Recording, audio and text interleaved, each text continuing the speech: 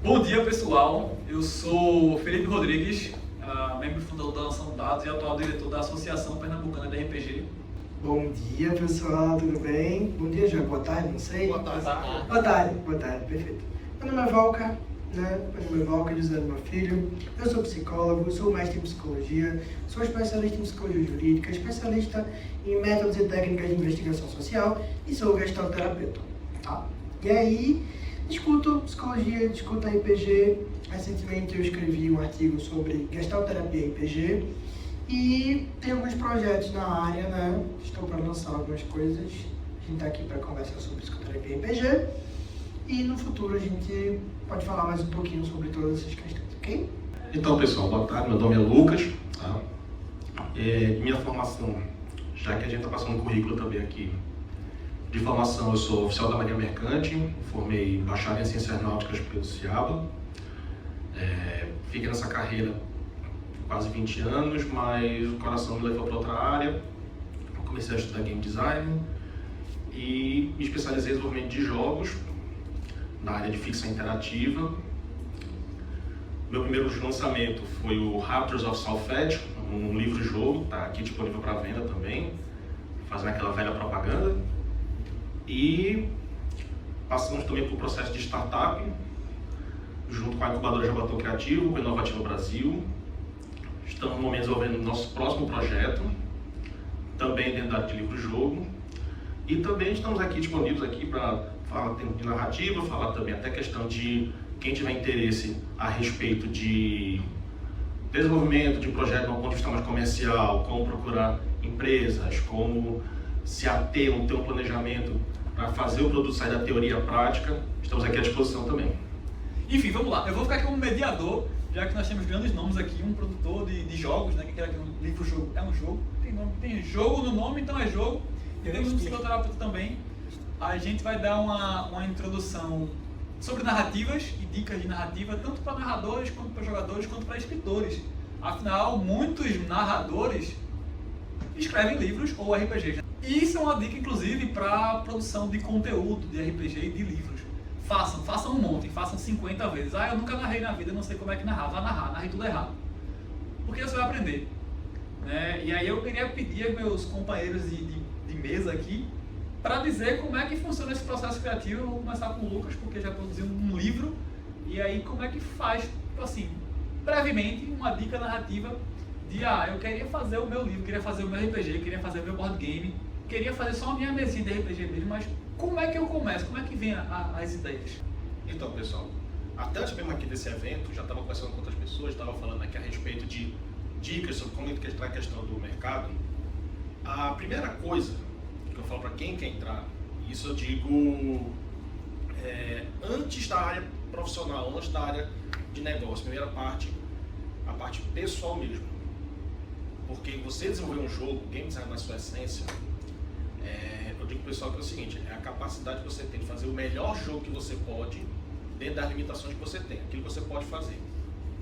Entendeu? Isso vale para qualquer tipo de jogo, seja mídia física, seja o tabuleiro, seja um RPG de mesa, seja um jogo digital. Você está dentro das suas limitações. Entendeu? E esse muitas vezes é o problema que está começando. Muitas vezes a gente fica aquela ilusão, eu quero fazer um jogo de tal coisa, eu quero fazer um sistema de RPG aberto, eu quero fazer uma coisa maravilhosa. Só que você nunca teve essa experiência. Tem um ditado chinês que fala que eu parei de reclamar dos meus pés descalços quando eu vi alguém caminhando sem pés. Entendeu? Você primeiro tem que ter a experiência, entendeu? Para poder, pouco a pouco, ir aumentando o seu escopo, entendeu? Quando eu cheguei no nicho, por exemplo, ficção interativa, eu tinha terminado um curso da Saga, entendeu? Na parte de desenvolvimento de jogos. E tinha um projeto que era completamente diferente. Era outra coisa, era o desenvolvimento do jogo usando o Unreal Engine, usando elementos sci-fi, um jogo de naves, sendo que uma coisa é quando você está estudando e outra coisa é quando você sai da escola. Pouco a pouco vai começar a ter desvio de interesse, vai começar a ter questão de conflito de agenda, tudo. Não pode mais errar, né? Que aí... Você não pode mais errar, você não tem mais os computadores, você não tem as coisas, então pode ter aquela limitação. E ainda por cima, você chega em casa, o pessoal desafiou, Lucas, tu sabe então o que é que você não faz uma coisa sozinho? Challenge accepted. Tu não é o bichão mesmo, né? Desafio aceito. dentro das minhas limitações, tendo o que eu poderia ou não poderia fazer, comecei o desenvolvimento do rápido alfabético, entendeu? Limitações financeiras, limitações às vezes técnicas, aconteceu de já ficar até sem computador, poder desenvolver tudo, entendeu? E você vai caminhando com isso, entendeu? Então essa é a primeira coisa que eu digo, tá? Não... Existe uma diferença, você tem um sonho, você tem um objetivo, sim, mas veja primeiro o que é que você é capaz de fazer. Acho que essa é a primeira parte, entendeu? Não mais, o que eu quero dizer a vocês é o seguinte,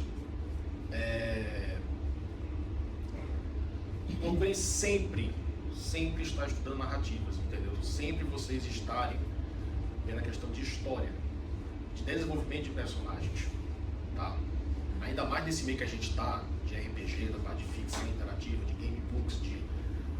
Vou até estender um pouco mais aqui, que agora está tendo a volta dos FMVs nos países lá fora.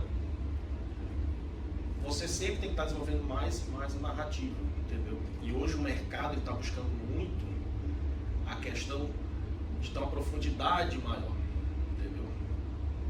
Por enquanto, posso falar? É isso, concordo com o que você falou também. A sua jornada também, né? É uma coisa muito pessoal, então tenho ciência de que a jornada de cada um ela é individual. Todo mundo vai ter suas limitações e é isso, né? Hoje a gente vive num mundo que prega muito essa questão do empreendedorismo.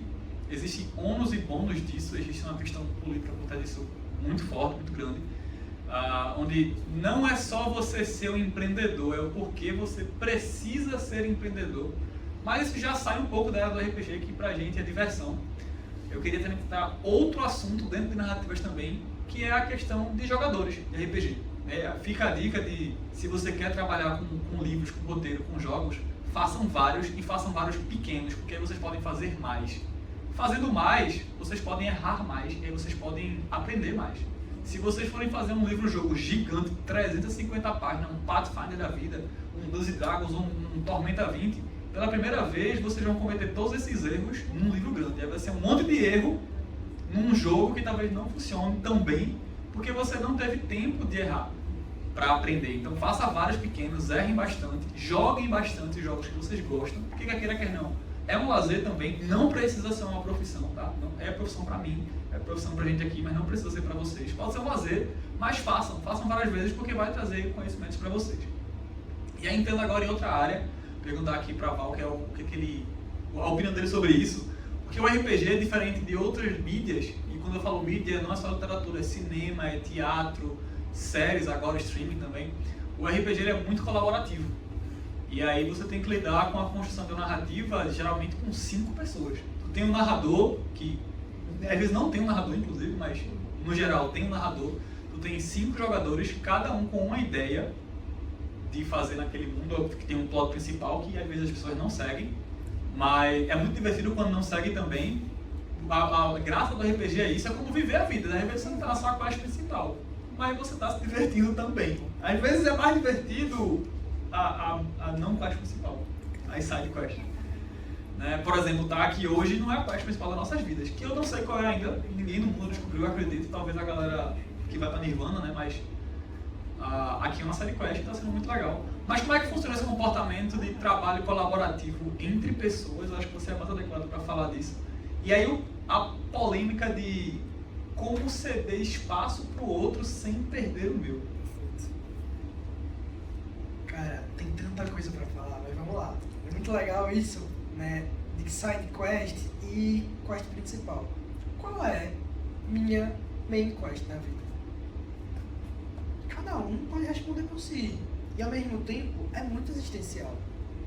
Porque eu não tenho essa resposta para ninguém que está aqui. E eu nunca vou ter. Eu só vou saber o que é que você acredita que quer fazer na sua vida, sabendo sobre o sentido que você quer dar. Senão, o que é que eu posso fazer? Né? E aí é muito legal também na situação de imprevisibilidade que a gente joga com coisas que a gente não fazia a menor ideia. Eu cheguei aqui, comecei a conversar ali com o brother, o cara começou a falar, e eu tive uma hora de morrer, mano. Tipo assim, que massa, que legal. E aí assim, você vê o quanto é imprevisível e bonito jogar com imprevisibilidade. Difícil é quando a gente não consegue jogar. Quando a gente trava. Ou o roteiro, a narrativa não era pra ser desse jeito. E aí no RPG a gente tem que estar muito sensível a isso. É a coisa do mestre, né? Eu tenho que escutar, mas eu tenho que fazer uma escuta atenta pra entender que eu tenho meu plot e se sair do meu plot, tá tudo bem.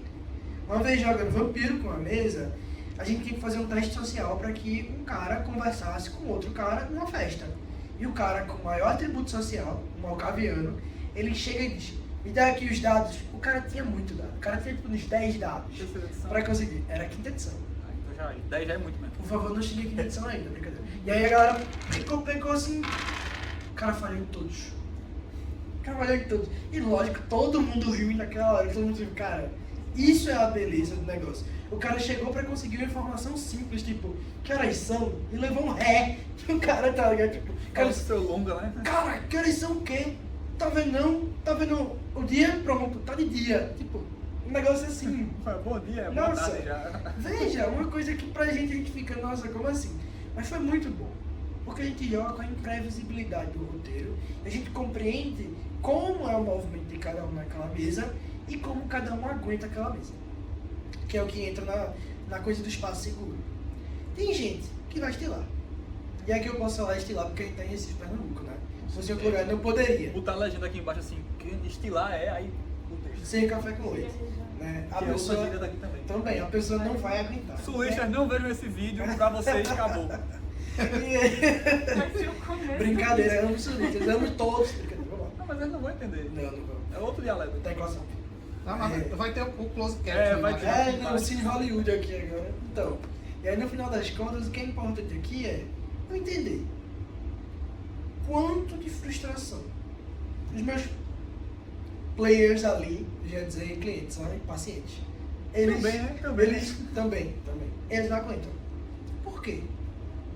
Porque se eu tenho uma mesa que uma pessoa estila muito e ela trava a mesa, isso para de ser divertido, pô. Então eu paro de jogar com o que eu estou fazendo.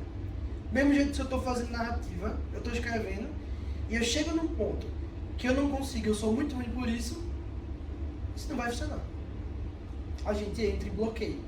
Então a gente entra em bloqueios o tempo todo, a gente precisa ter as ferramentas certas, como recurso, para sair desses bloqueios. Como por exemplo, a mesa para, às vezes vamos pedir a pizza, vamos se levantar, vamos dar um tempinho, vamos respirar. Por quê? Porque a coisa está muito inflamada, um jogador quer matar o outro. É raro, mas acontece com frequência. Acontece extremamente com frequência. E aí, quando isso acontece, quando esse movimento acontece, a gente precisa entender. A gente vai ter que ser mediador de conflitos, a gente vai ter que ser o psicólogo da mesa, a gente vai ter que ser o quê? Né? Por isso, é importante lidar com a imprevisibilidade, é importante ouvir o outro e entender o que o outro pode fazer naquele sentido, até para ele trabalhar essa necessidade que ele tem. Né? Bom, compartilhando um pouco da experiência aqui do amigo, na minha área, ficção interativa, pegando o gancho dele, a grande questão é o seguinte: existe uma diferença na maneira que um mestre pensa, que um desenvolvedor pensa e que o jogador pensa. Entendeu? Aquilo também tem essa questão de treinamento. Aquilo que para mim seria uma decisão lógica dentro de um livro-jogo, dentro de um contexto de ficção, pode não ser a mesma coisa para ele, pode ser a mesma coisa para ela. Então, no caso, aí, enquanto desenvolvedor, você também vai ter que ter o quê? Esse jogo de cintura de desenvolver na situação lógica possível todos os cenários possíveis, claro, dentro da sua limitação. Como até falou aqui, não é de você escrever um livro com 500, 600 páginas e que ninguém vai entender, mas a questão é a seguinte: sabendo que eu tenho que dar a opção do jogador de uma lógica que não seja a minha, entendeu? Eu tenho que dar esse espaçamento para o jogador dizer: olha, peraí, você vai pela porta da direita ou da esquerda? Eu quebro a parede e faço uma porta. Eu tenho que dar essa opção para o jogador, entendeu? Então, acima de tudo, pegar os medicanos dele. Você tem que dar essa liberdade para o jogador, a liberdade da escolha do jogador. Pode não ser a minha, mas eu devo respeitar a dele. Acima de tudo, a diversão acontece quando todos podem ver as suas escolhas na mesa, seja um livro-jogo, seja um RPG, e dentro disso, chega na melhor conclusão. mesmo que não seja a conclusão que a gente desenvolveu, que a gente acha melhor como escritor, como desenvolvedor, como mestre, mas que para o jogador seja melhor. Só um ganchinho aqui também. O que é colaborar? Criar algo colaborativo. Por exemplo, me remete muito à questão da pesquisa. Eu escrever com alguém é colaborativo. Eu escrevo pesquisa com alguém. Perfeito, topado. Mas e quando eu vou ali naquela tribo indígena fazer aquela pesquisa? Eu estou pesquisando eles. E muito provavelmente eles têm que estar colaborando. E aí é uma coisa que eu estava pensando muito sobre como a gente faz o que a gente estuda ser colaborativo. Aí, por exemplo, dentro de uma mesa, o mestre, ele pode ser colaborativo, mas se a gente entra naquela ideia de mestre tem que ser contra os outros, que é muito comum. O mestre ele quer matar todo mundo, o mestre ele quer. A gente às vezes tem um jogo chato. Por quê? Porque o mestre só quer fazer uma coisa. O mestre é vingativo, o mestre quer destruir tudo e a coisa não rola. Né? Alguns mestres estão aí se contorcendo, né? Eu tô vendo. Alguns mestres Posso ser mal, velho? Que tem que matar todo absurdo! mundo mesmo. Eu digo, não, veja, eu compreendo, mas você quer que as pessoas se divirtam ou você quer ter aquele lugarzinho de poder onde você é o comandante e não quer ser destituído disso? Aí tem que trabalhar isso também, tá? Então, meu Deus, é muito louco. Esse é muito alto, esse é absurdo. Esse tá... Eu sou um mestre bastante carrasca, na verdade, mas meus jogadores amam, assim. Que é o sempre certo, né? gostam. O certo realmente é o mestre do jogador. Então, mas é Ele porque gosta eu de acho que não necessariamente ser carrasco é você querer matar seus jogadores, mas é dar condições muito limitantes para eles se virarem com o que eles têm, sabe? Porque quando eles usam a criatividade pode surgir uma coisa muito engraçada e também pode surgir uma coisa muito inusitada dentro do seu jogo. É uma mestra Dark Souls, você. Né? Mas essa é a proposta dos jogos que eu faço e eu sou mestre dos sistemas próprios, então eu trago dificuldade dentro disso, sabe? Calma, calma. É isso. Mas por conta do revés, Eu disse que ele é do mal. Esse microfone é do mal, velho. Esse microfone ele é do mal. Mas esse aqui é legal só, pô. Esse aqui ele não tem essa agressividade que o outro tem. O outro ele é meio mestre, narrador de RPG mesmo, sabe? Ele é... Enfim. Quer falar também? Quer o microfone do mal também? pode falar sem microfone que a gente escuta também, tá? Eu aprendi a duras penas que o mestre não é nada sem o jogador. O jogador não é nada sem o mestre. A história não existe sem ambos. Se você só expõe a história e quer que os jogadores sigam aquela história num trilho, então você não é mestre jogador. Você é um escritor, Você é apenas um roteirista, certo? Ah, mas eu tenho que ser carrasco e dar o desafio quando necessário, quando o cenário pede, a situação pede. Se os jogadores estão numa situação que eles próprios criaram para si, que é altamente confortável, por que eu vou tolher o jogador disso? Se eles criaram uma base de poder para eles, a duras penas, se ferrando, mas estão agora, sei lá, num cenário medieval. Eles têm a própria fortaleza, têm servos, têm cavalos, têm riqueza, têm equipamento bom. Eles conquistaram isso em On, porque eu vou tirar isso dele.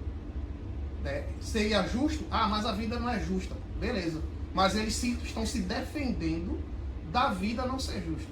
Eles criaram para si uma situação boa. Ao mesmo tempo em que eles criaram para si uma situação em que tudo está dando errado, escolhas erradas, se metendo com quem não deveriam, pegaram um desafio que não são capazes de vencer, né, porque quiseram, mesmo dando todos os avisos, ó, não vai que é foda. Ah, mas é foda, você quer ir embora? Tá bom. Se meteram numa fortaleza, vão se meter, sei lá, numa fortaleza que não estão conseguindo sair de lá de dentro por vontade própria, novamente a pergunta é a mesma, por que eu vou tirar isso deles? Né? Então é aquela coisa, o cara ser carrasco não é porque o mestre tá querendo ver o jogador sempre ali, ó, debaixo do calcanhar dele, não.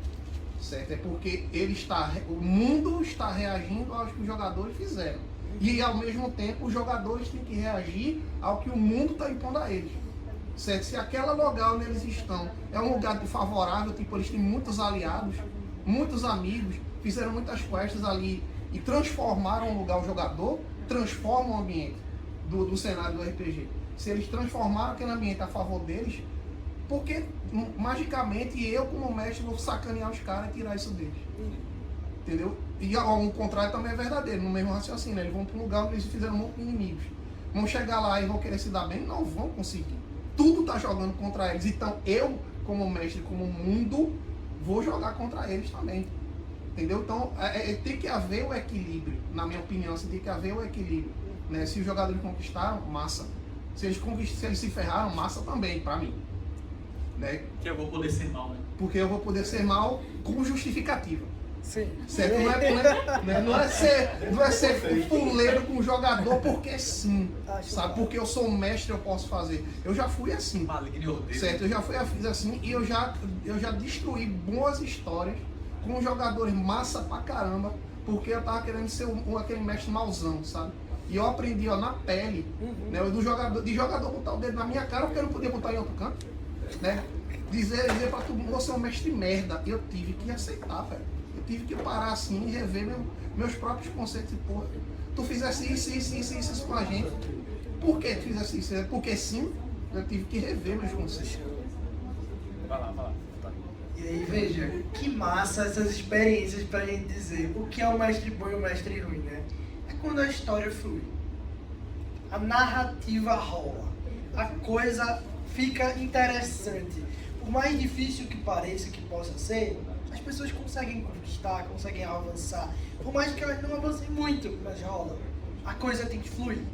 E aí é aquela coisa, o mestre ser bom é também um exercício de escuta nesse Sim. de saber dosar. Eu não vou chegar e, eita, vocês conseguiram a Fortaleza? Ataca o Titan agora. Vai destruir tudo. Cara, Pô, porque sim? isso é só muito frustrante. Né? Sim. E aí a frustração domina a mesa e fica muito difícil. E aí você dá poucas condições, eu acho muito válido, porque eles vão ter que se virar. Mas se virar não significa tirar tudo. Sim, sim. Não, Então tem um flow muito grande aí pra gente conseguir manter. Já tive um mestre, como pode falar, mestre, primeiro, né, Alberto Gomes, prazer aí, pessoal, quem não sabe, né, então... Menino bom, viu? Não, mestre malvado não, né? Me forçaram a ser. Eu vou tentar ser Vou lavar a bonzinho. boca agora, hein? Mas antes disso, Ah, eu vou sua falar de um família. mestre merda que eu tive. Toda sessão, todo jogo que iniciava novo dele, joguei 3 jogos. Os 3 jogos começavam na taverna com aquele anão chato. Meu filho, eu fui uma clériga, deixa eu começar na igreja com a minha clériga. Não, que você começa a versão pra facilitar. Não, mas facilita não, vamos. A gente tem a tarde todinha pra jogar. Vamos dificultar, vamos seguir dificultar entre aspas, né? Seguir uma história, um enredo. Não sei o que. Beleza. A gente pegou uma aventura, foi seguindo. Aí chegou, perdeu pra uns orcs que caiu a armadilha, todo mundo tirou um, se lascou. Aí ele, todo mundo morreu, acabou a mesa. Uma tarde de sábado, 14 horas, ficou todo mundo pra cada do outro. Aí, meu irmão, bota aí que a gente foi sequestrado, tá na caverna, tá escravo lá pra fugir, pô. Me Inventa. dá alguma alternativa. Dá uma alternativa. Aí ele, não, que ele queria, porque ele queria derrotar a mesa. Pra fazer um... O nome existe, esqueci agora. Não sei o que é kill. Eu disse que era cara de família. Triplo, né? Total Party Kill, TPK. Total Party Kill, Essa Total Party aí. Isso, obrigado. Tudo que seja tudo em inglês, tudo é ruim, tá vendo? Não falei que era casa de família no começo da história dele? TPK. Aí eu, pô, meu irmão, eu jogo é pra se divertir e ninguém na mesa gostou. Ninguém. Essas falas de vocês três, na verdade, abrem vários parênteses que eu gostaria muito de falar sobre todos. Porque veja, vamos tentar falar alguns pontos específicos, né? O jogo em si, para ele ser jogo, todo mundo tem que querer jogar. Isso é uma regra universal dos jogos, sei lá, Huizinga e outros autores que escrevem sobre game design, ou sobre brincadeiras, sobre jogos no geral, esportes em si. Você tem que querer participar daquela atividade. Uma solução que eu proponho, inclusive nas mesas de evento a gente sempre faz isso, que uma coisa é você jogar com seus amigos, outra coisa é você jogar num evento com 300 pessoas diferentes, desconhecidas. A gente vai se conhecendo, né? Mas ninguém sabe o limite do outro. É fazer com seus amigos uma sessão zero, né? Que é uma sessão onde você vai definir o tema, o clima da mesa, o que pode e o que não pode. E aí na mesa dos eventos a gente vai um pouco mais além, porque é uma responsabilidade maior. Não ausenta jogar com seus amigos essa responsabilidade, mas você conhece as pessoas. No evento é diferente. Então a gente faz uma ficha de concessão. Nessa ficha de concessão ela não é obrigatória, mas se você tiver algum gatilho, algum trauma, alguma questão pessoal, você pode marcar lá, por exemplo. Um exemplo bem comum, né, que já aconteceu inclusive, eu tenho aracnofobia. Eu não, mas o jogador no caso. E aí ele marca, eu tenho aracnofobia. O narrador, que preparou uma campanha para aranhas, ele vai ter que mudar agora, vai ter que ser, sei lá, formiga, outro bicho. Orcs, enfim, ele vai mudar, porque aquela pessoa tem aquele problema. E a sensibilidade da mesa, ela é limitada pela pessoa mais sensível. Porque o jogo é para todo mundo, o jogo tem que divertir todo mundo. Então você tem que conversar com todo mundo para saber o que a galera quer jogar. Ah, eu quero jogar terror. Mas a galera não quer. A galera quer ficar se divertindo com ação e aventura. Ah, eu quero jogar terror, todo mundo quer jogar terror, mas está todo mundo rindo e fazendo palhaçada. Não tem problema, porque às vezes é o personagem que tem que estar na situação do terror, não o jogador. E às vezes está todo mundo com medo, mas está fazendo aquele alívio cômico como uma fuga daquele jogo. Né? E isso não é ruim. Você jogar um jogo de terror, todo mundo faz piada, não necessariamente é ruim. Agora tem que acordar com todo mundo qual é o clima e o tom da mesa, para ninguém sair frustrado. Porque é sobre diversão também. O jogo tem que ter aquela questão da diversão, senão é uma outra atividade. Até a gente que trabalha com isso, a gente tem que estar satisfeito com isso. Inscrição. Eu acho que é meu nome é Ronilson Araújo, né? Vinho bom. Eu acho que o RPG é mais uma experiência coletiva, né? É uma experiência coletiva. Então é preciso haver realmente essa busca do equilíbrio para que todos possam interagir numa boa, até porque todos estão juntos ali com o objetivo de curtir aquele momento, de vivenciar, também de aprender, né? Então o RPG é aquela troca, né? Mesmo que haja um mestre e os jogadores aparentam ser times diferentes, né? Mas sempre há a troca, né? Do mestre para os jogadores para o mestre e os jogadores entre si, né? E todo mundo está ali a princípio com o objetivo do entretenimento, de estar curtindo, de estar brincando, de estar se divertindo, mas que assim, aí você tem a narrativa é aquilo que vai cativar, né, as pessoas. E o mestre tem que buscar também o equilíbrio na sua conduta, né, de coerência. Porque veja, as mesmas regras de uma narrativa funcionar serve tanto para você ler um livro, ver um filme, ou jogar uma partida de RPG. Os mesmos fundamentos, a suspensão da descrença, o lance de você ali estar sendo cativado ali, né? Ou se a campanha fica um trecho muito longo, se estendendo ali, termina ficando monótono, fica chato. Você tem que ter ali sempre aquele que o game agora vem com essa expressão, né? Gamificação, de você ter um desafio aqui, depois você tem outro desafio ali. Tá ficando chato, apareceu outro desafio, né? Então o mestre tem que ter ali a criatividade também de trazer a imprevisibilidade, né? De repente estava na tempestade e o raio atingiu um feno ali que pegou fogo, né? Isso já trouxe uma coisa diferente. Ó, vai ter que apagar o fogo ali, senão ameaça lá a casa de madeira, sei lá. Então, assim, o mestre ele tem que estar sempre dosando, tanto na forma como ele conduz os jogadores, como no campo da imprevisibilidade dentro da narrativa. Né? Ele está sempre tornando um instigante, interessante para as pessoas.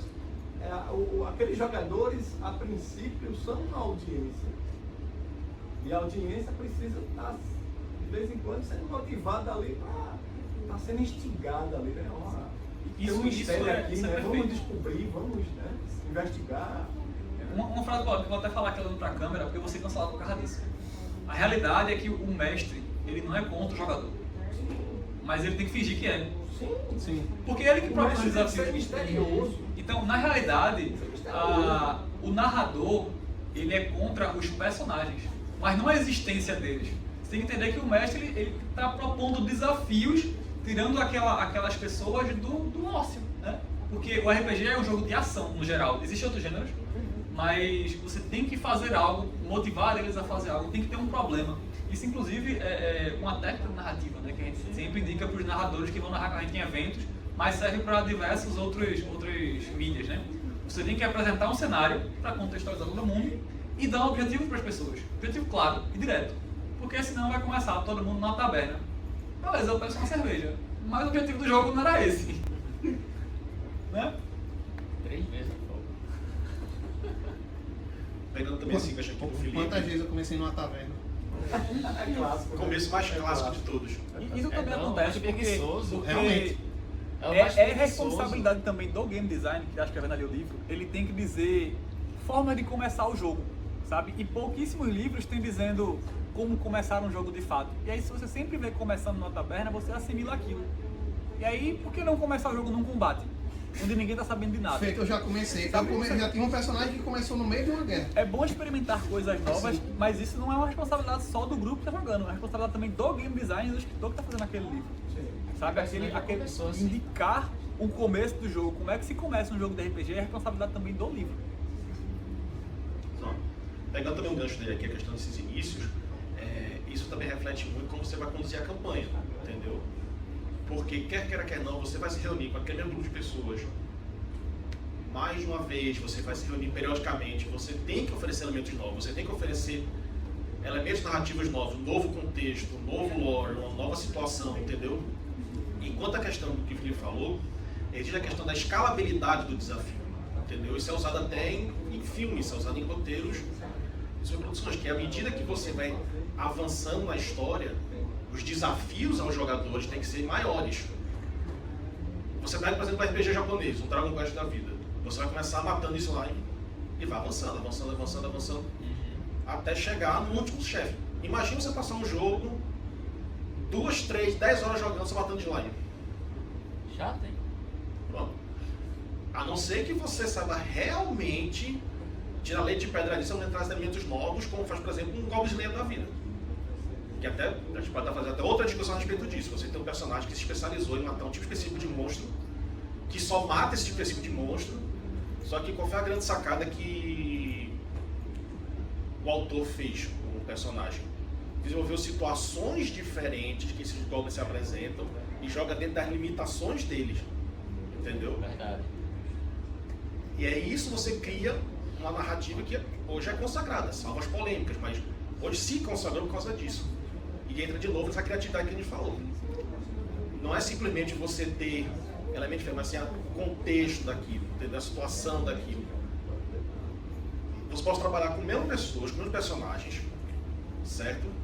Simples fato de você mudar um ambiente, simples fato de você mudar um NPC que seja, você mudar um elemento narrativo, um ato que seja, você já pode interagir de maneira completamente nova com eles.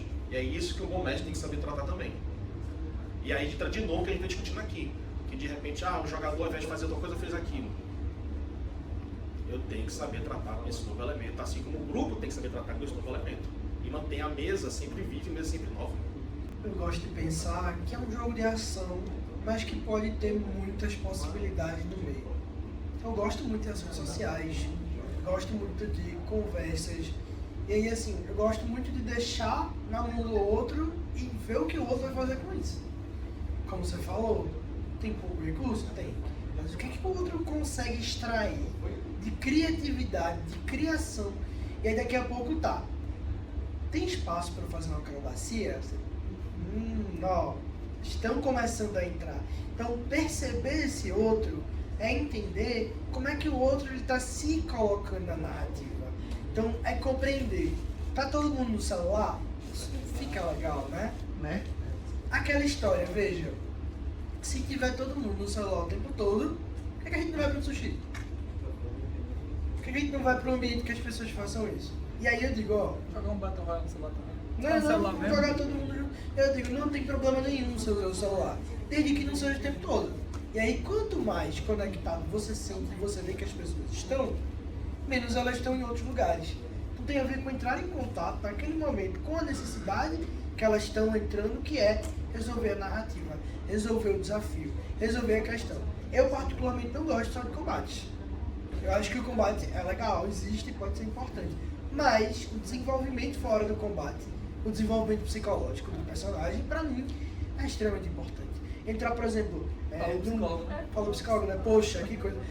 Fazer, por exemplo, o mito do herói.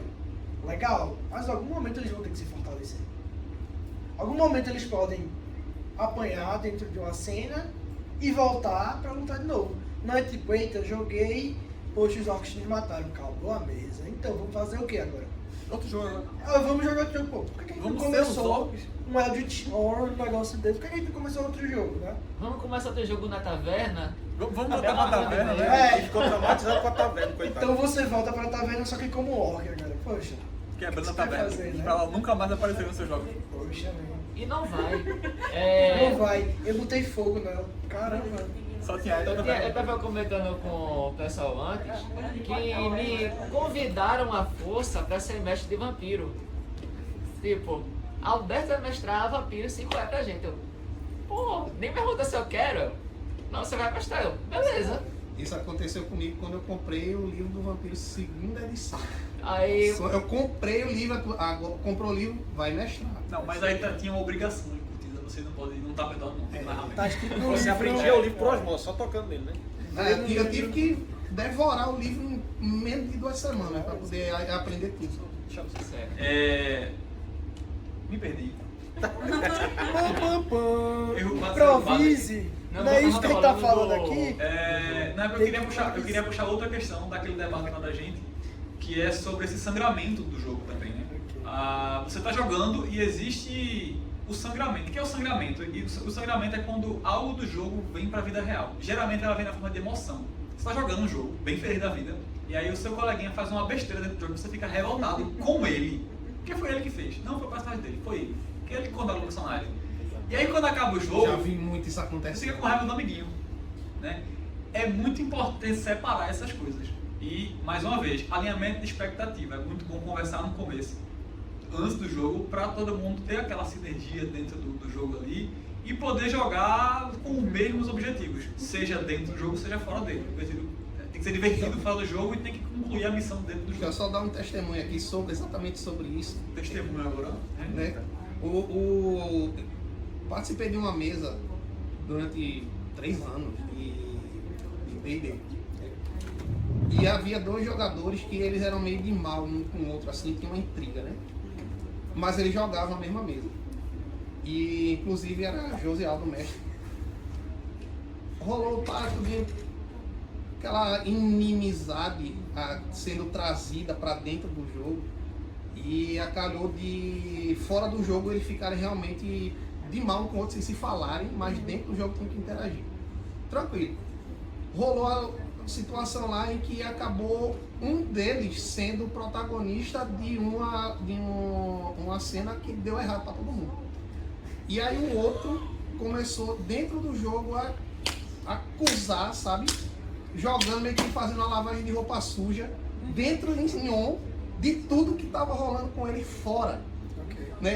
Eles usaram a catarse do jogo para despejar um no outro tudo que eles queriam dizer um pro outro, sabe? Né? E acabou que realmente dali para frente eles não se falaram mais, viraram de mal mesmo, inclusive em on, e ficou um clima horroroso na mesa, sabe? Cada vez que eles vinham jogar, né, tipo, era um no sofá na mesa, assim, a gente conversando, mas quando tinha que interagir, a gente sentia, sabe, a bile descendo pela boca, quando um falava com o outro, sabe? A gente sentia, né, é aquela coisa de o ódio, né, saindo deles, assim, virando um personagem, sabe? Até que o mestre falou, ou vocês dois param com esta merda, ou eu paro de mestrar. E eles tiveram que se entender, a força. E veja, esse é o famoso... Chegou na escola, um menino batendo no outro, os dois foram na frente da diretora e foram ter que se abraçar ou apertar as mãos. Tem isso. Por quê? Porque foi o que ele tinha com o recurso que ele podia. E aí, veja, o que poderia ser feito aqui? Mediação de conflitos não consensual.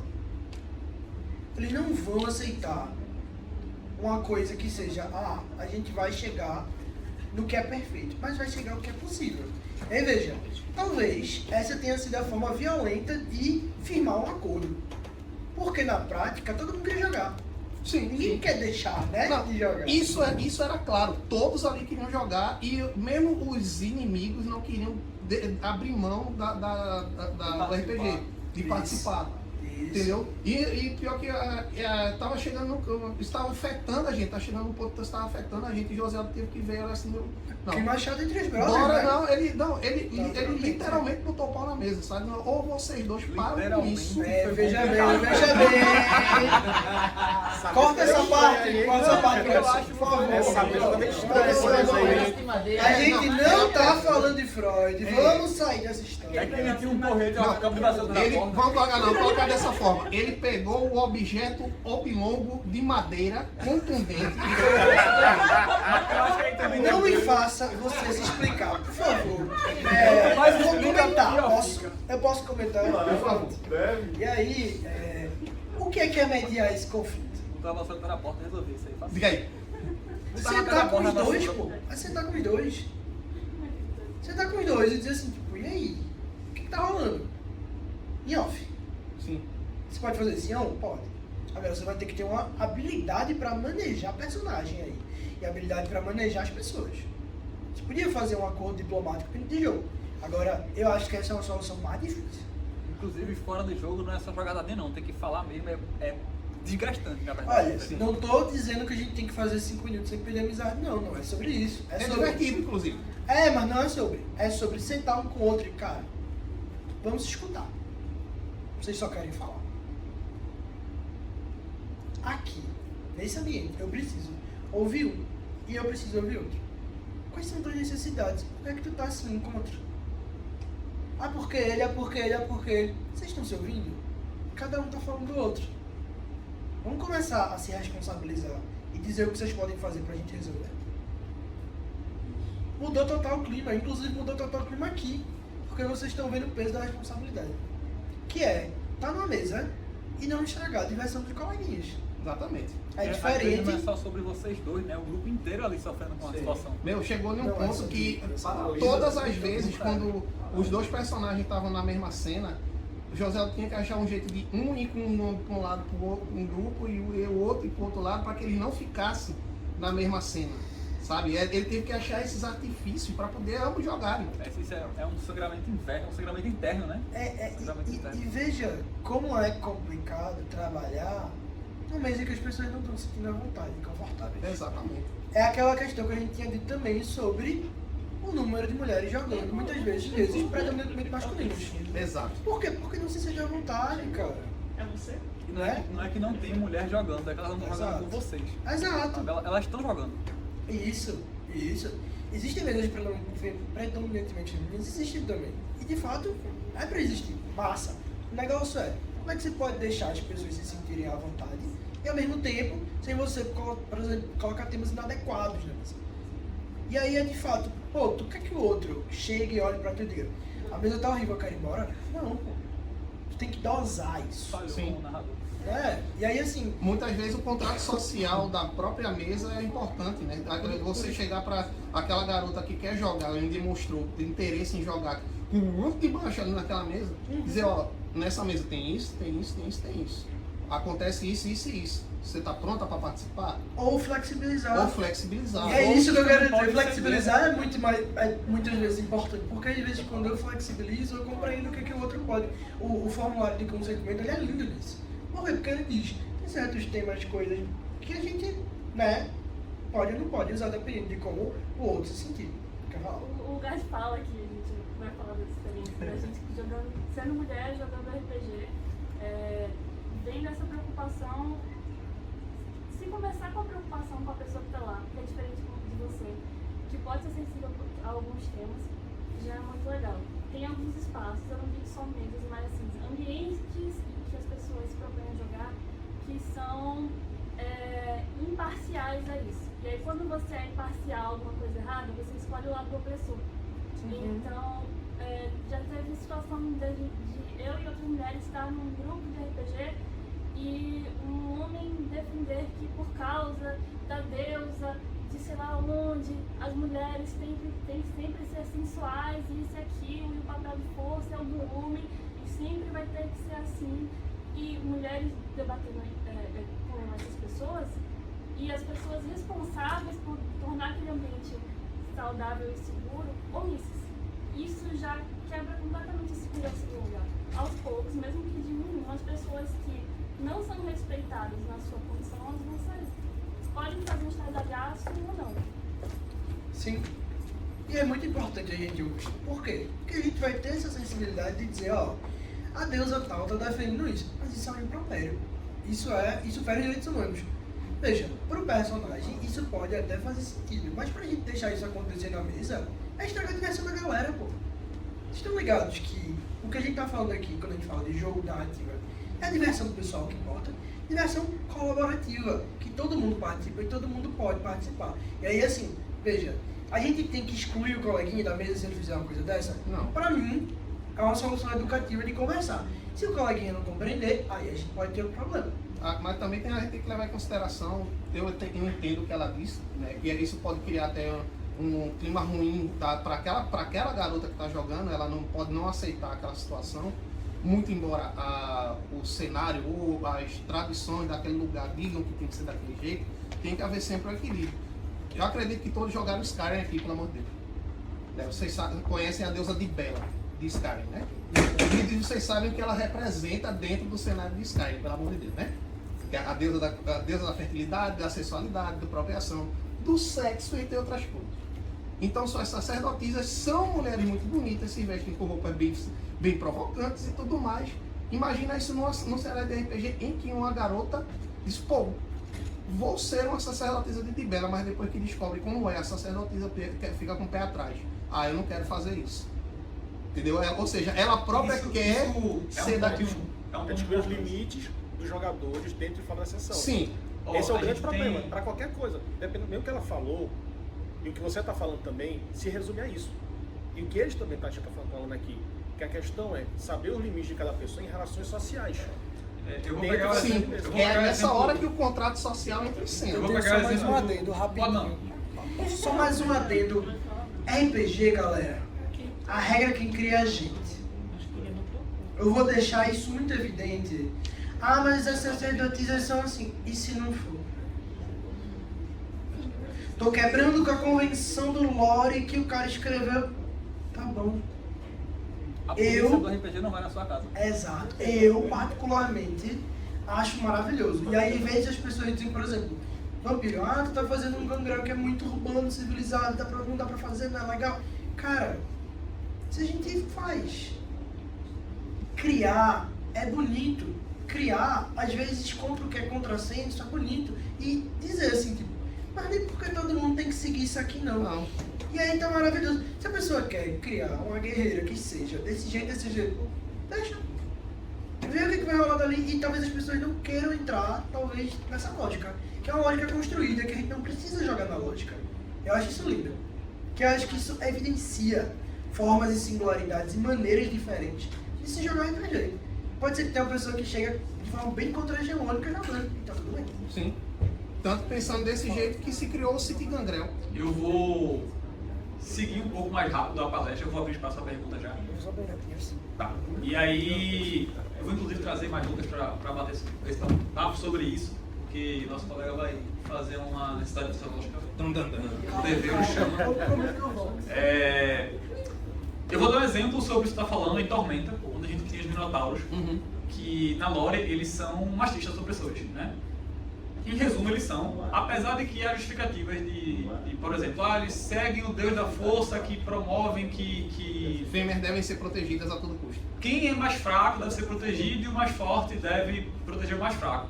Essa lore ela poderia ser colocada para frente num sentido mais progressista de não é que você tem que ser meu escravo, é que eu tenho o dever de proteger. Isso é um dever cívico. Quem tem mais poder tem que proteger quem tem menos. Mas o raciocínio de Tauron é exatamente esse. E aí houve uma deturpação dentro do próprio cenário, por parte dos jogadores, por parte dos próprios minotauros dentro da lore do jogo, de que eu sou um escravagista.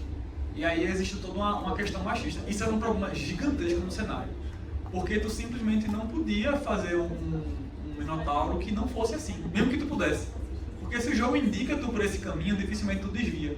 E aí, mais uma vez, tem que responsabilizar também os criadores, não só o jogador. E aí, houve toda uma dramaticidade dentro do cenário, uma narrativa dentro do cenário, para acabar com esses minotauros. E não exterminar as criaturas, mas exterminar a forma como eles pensam. E aí o deus dele, spoiler, o deus dele caiu, levou flechada, chegou um trabuco lá, um bicho todo vermelho do mal, matou o deus dele, aí o deus dele ficou jogado na cidade, acabou a cidade deles inteira.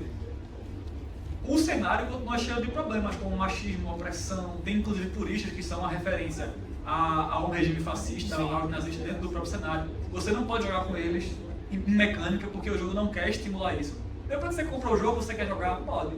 Aí você pode refletir isso da forma que você quiser dentro do jogo, né? Da forma de aprendizado. Eu quero jogar com esse personagem porque eu quero fazer um arco de redenção dele. Muito bacana, porque esse jogo é feito para jogar com heróis, né?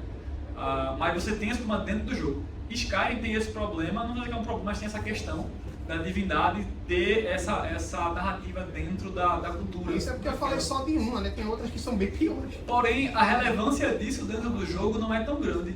Se você for pegar o personagem de Skyrim, você só quer meter facada no dragão e acabou. Você vai roubar almas, aprender gritos com um bofo de fogo. E é isso. É isso aí. Muitas vezes, e aí isso tem no contrato de consentimento também, inclusive naquela fichinha que a gente vai apresentar para você durante o jogo, há 3 opções. Por exemplo, vamos falar sobre aracnofobia, que eu acho que não é um gatilho tão forte para as pessoas aqui na sala. Tem 3 níveis de consentimento lá. É um pode, joga aranha em cima de mim que tá de boa. É um de eu não gosto não, mas se tiver eu tô, sabe? Então vai ter cenas com essas criaturas, mas você não vai estar interagindo com elas. E outro é não pode de jeito nenhum. E aí você entra num senso com todo mundo, ó. Essa divindade é assim. Certo, a minha personagem fez assim, mas ela não entendeu e agora ela quer não ser mais. Ela pode fazer um arco para sair daquela divindade. E outra, a divindade também pode ser uma representação de um grupo humano coletivo imaginando aquela divindade. E aí, se a população muda, a divindade é obrigada a mudar também.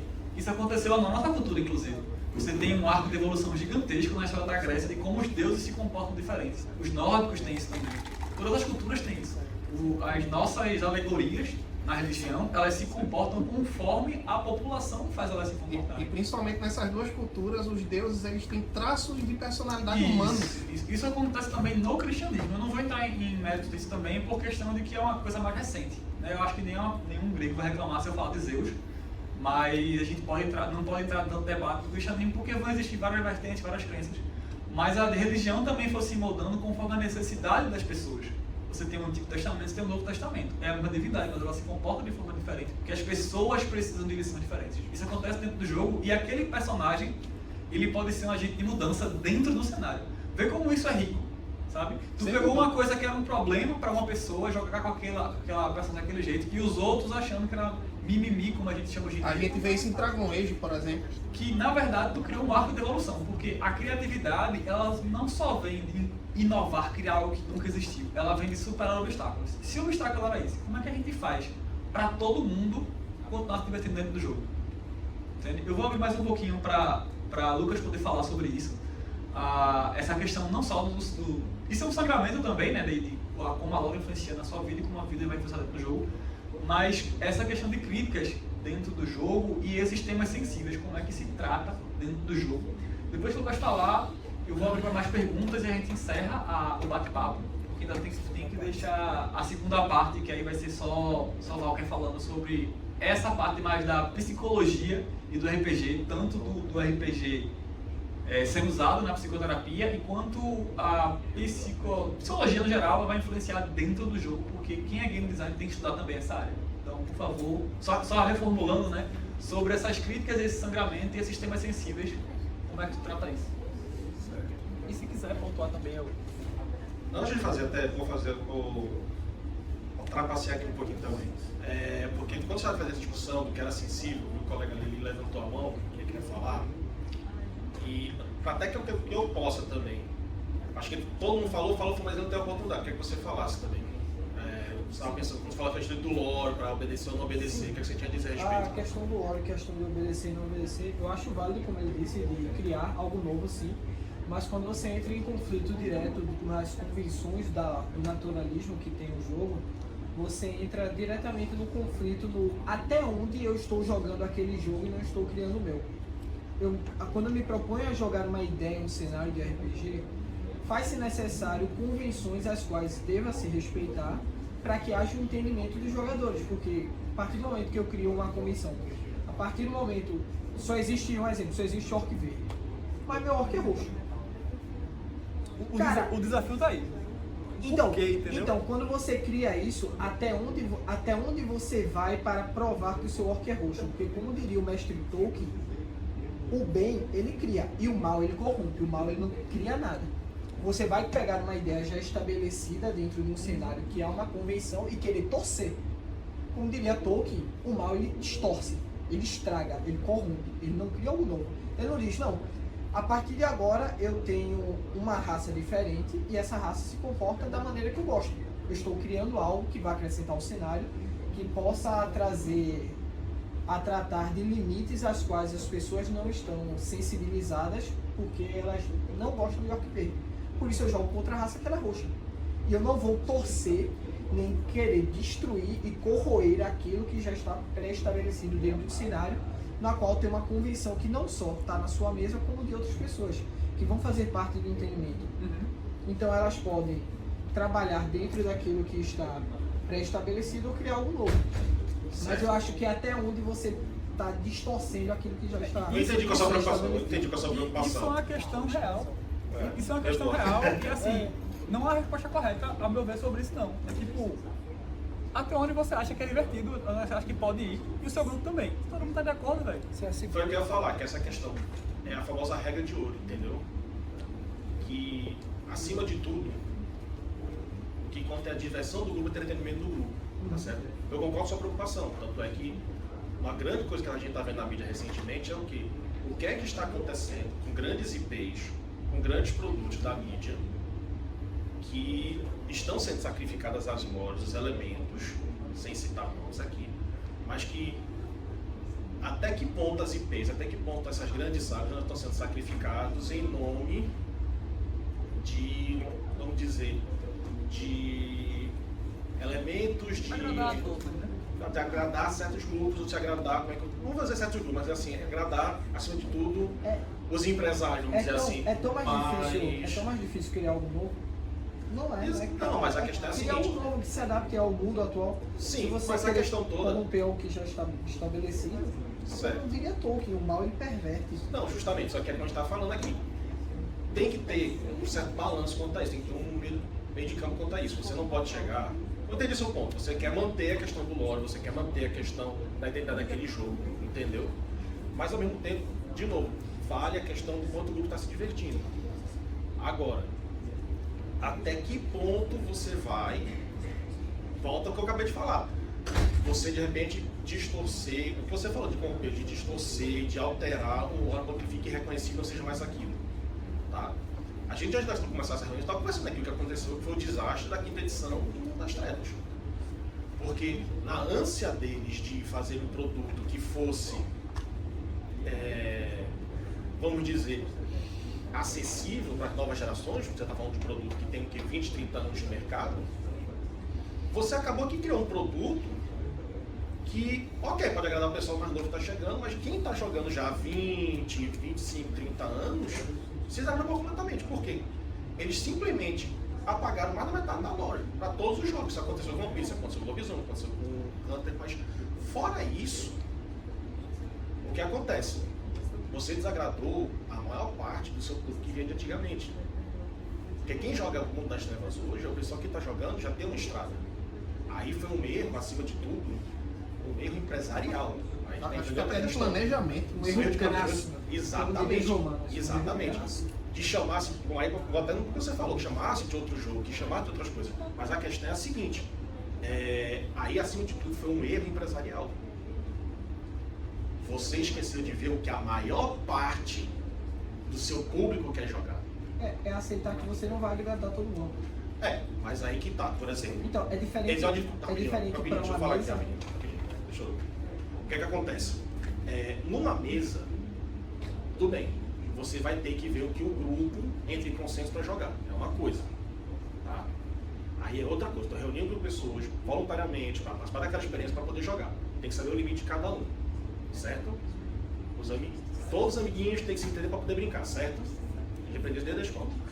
Só que aí no caso, como eu falei, a gente estava pegando aqui agora uma coisa macroeconômica, tá pegando a coisa de estudo e tudo, que aí o quê? eu tenho que ver o entendimento da maioria. Aí já é outra história. O que é que o público tem interesse em consumir? Entendeu? Que haja um consenso na mesa, que haja um consenso das pessoas que estão jogando, certo? Mas acima de tudo, que todos se divirtam. Entendeu?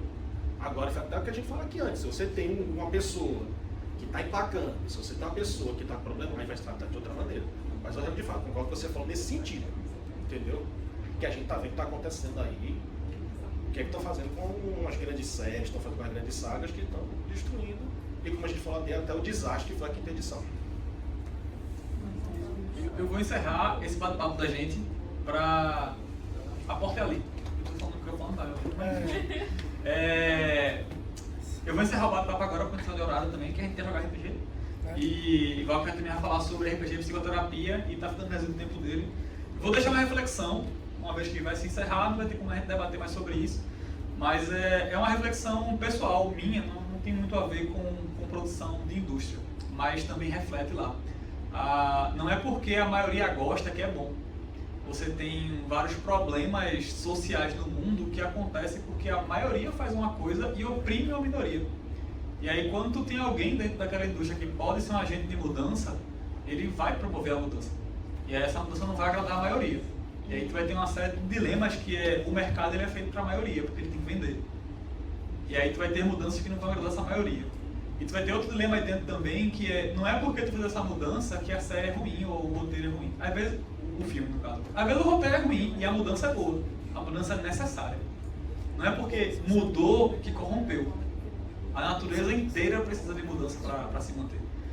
Corrupção é diferente, sabe? Uma mudança que agride, que dedica a imagem daquilo, que destrói, ela é uma mudança para o mal, realmente. É o que eu estava falando aqui, que a gente estava falando aqui, estava mas não é porque está mudando que ficou ruim, e não é porque ficou ruim que foi culpa daquela mudança. São muitas questões envolvidas, não dá para debater isso tranquilamente em pouco tempo. Há muita reflexão interior também pessoal. Há também a questão do saudosismo de eu gosto daquele material do jeito que ele é. Mudaram, não gosto mais, porque eu gostava do jeito que ele é, mesmo que ele for bom. Porque eu gosto do antigo e não há um problema. Eu não acho, por exemplo, que a quinta edição foi um fracasso total, eu não acho que foram erros, eu acho que houveram erros ali sim, e nem todos são relacionados à lore, sabe, do jogo. Existe uma série de coisas dentro daquele mercado que quem está por dentro do mercado, como lojista, como escritor, como ilustrador, inclusive, houveram consequências desastrosas ali que impediram o marketing de continuar de qualidade, que impediram os roteiristas a continuarem a fazer um projeto de qualidade, e aí tu por conta de um problema que não tem relação com o roteiro, tu prejudica o roteiro, e aí tu prejudica o marketing porque o roteiro é ruim e ninguém vai querer jogar. E aí, como não tem dinheiro, não tem mais como investir. Como não tem como investir, e a bola de neve vai aumentando. Só vira um ciclo vicioso. Exatamente. Então, assim, esse problema passou pelo D&D, passou pelo Vampiro, pelas grandes franquias. Isso é ruim pra gente que joga RPG, mas também tem as oportunidades para pequenas empresas mostrarem outras soluções. Inclusive, recomendo vocês jogarem outros RPGs diferentes, não só os mais tradicionais, mas outros sistemas, porque tem soluções incríveis que não são aplicadas nos jogos mais tradicionais, porque não funcionam para aquele público, mas são muito boas. E às vezes tem um produtor independente que está fazendo um trabalho legal e você nem conhece aquele trabalho porque você não deu a oportunidade. Enfim, são muitas nuances. Eu vou ficar por aqui, eu vou lá para a RPG organizar para vocês jogarem em breve. Mas é isso, obrigado pela participação de todos, obrigado pelo depoimento de todos. Eu espero que a gente possa conversar muito mais. Eu vou estar o dia todo aqui conversando. Se não estiverem jogando, venham conversar comigo. Mesmo que seja para falar mal, mas falem de mim. E é isso, pessoal. Muito obrigado.